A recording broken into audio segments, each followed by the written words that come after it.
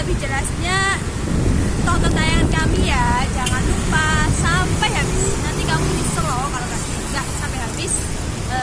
Goodbye. Assalamualaikum warahmatullahi wabarakatuh. Happy watching. Yang pertama, apa yang disebut dengan hak asasi manusia?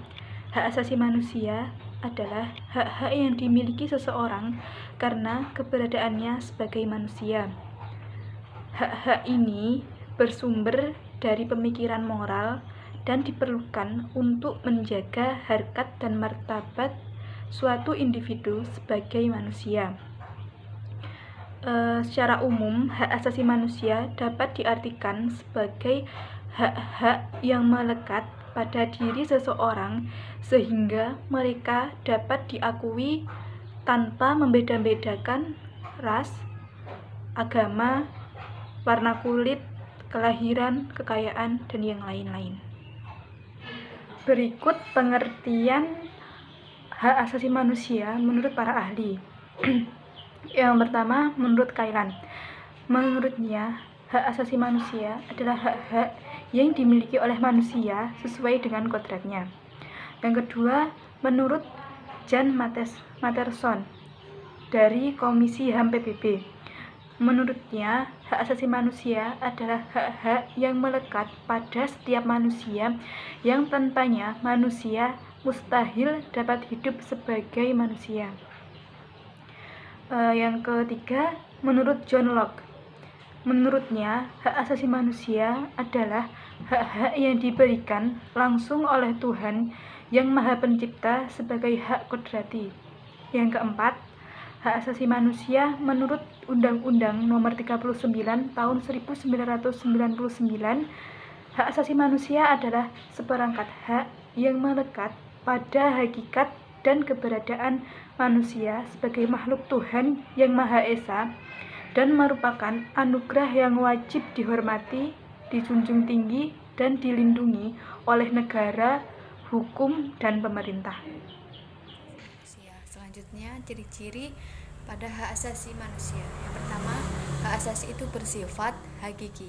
Nah, hal ini membuktikan salah satu ciri-ciri pokok utama yang artinya bahwa manusia itu sudah memiliki hak asasi sejak lahir atau sudah lama dimilikinya dengan secara otomatis.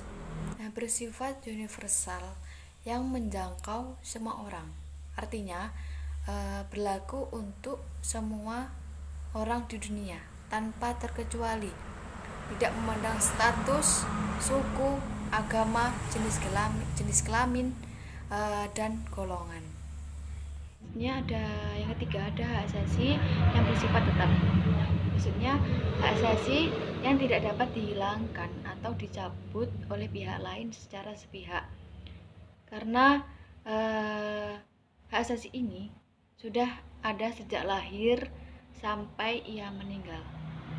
Nah, ini yang terakhir, ciri-ciri hak asasi manusia, yaitu hak yang bersifat utuh. Di sini semua manusia berhak mendapatkan hak secara utuh pada hak hidup, hak sipil, atau hak berpendidikan, dan atau hak-hak yang lainnya. Nah, cukup segitu penjelasan dari saya mengenai ciri-ciri dan macam-macam hak asasi manusia. Apabila ada kurang dan salahnya, mohon maaf. Materi selanjutnya akan dijelaskan oleh Baiklah teman-teman, di sini saya akan meneruskan penjelasan dari teman saya sebelumnya tadi ya, mengenai tentang hak asasi manusia. Tapi pada sesi ini saya akan menjelaskan tentang pelanggaran hak asasi manusia Indonesia. Jadi sebelum saya menjelaskan tentang poinnya langsung, saya akan sedikit mencupli tentang pengertian pelanggaran hak asasi manusia.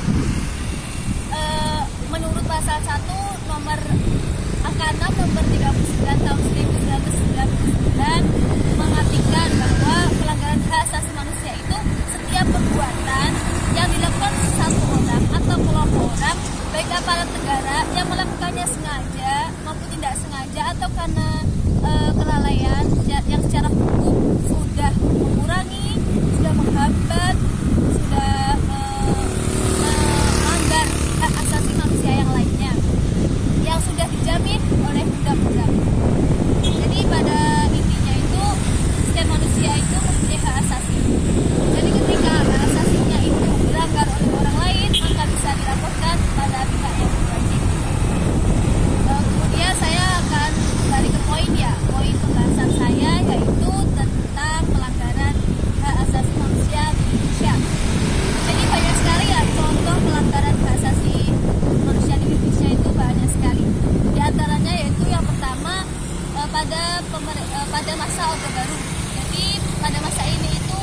pada masa pemerintahnya Presiden kita yang kedua, yaitu Bapak Soeharto, yang memerintahkan kurang lebih 32 tahun. Jadi pada masa ini tuh banyak sekali aktivis politik, banyak sekali jurnalis, pemimpin yang oposisi, pemerintahan yang otoriter seperti itu. Jadi sangat melanggar hak asasi manusia. Jadi seakan-akan rakyat itu nggak bisa menyalurkan suaranya kepada pemerintah.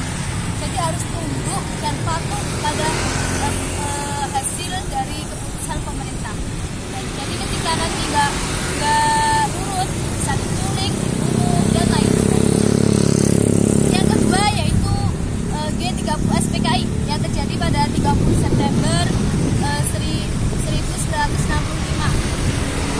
Peristiwa ini sangat mengenaskan sekali. Banyak para jenderal, para orang-orang itu, tokoh-tokoh agama itu yang mati dibunuh secara mengenaskan. Yang ketiga yaitu pembunuhan Marsinah pada tanggal 2 sampai 3 Mei 1963, yaitu seorang wanita yang pekerja aktif yang di PT Chandra, yang dia itu menuntut kepada PT tersebut untuk memberikan alasan kenapa para buruhnya itu dipecat, mereka dipecat tanpa adanya alasan. Malah justru para Marsinah itu 5 hari setelah melakukan demo tersebut ditemukan tewas di daerah Wilangan, Nganjuk. Yang keempat yaitu tragedi Trisakti yang terjadi pada 13 Mei 1998.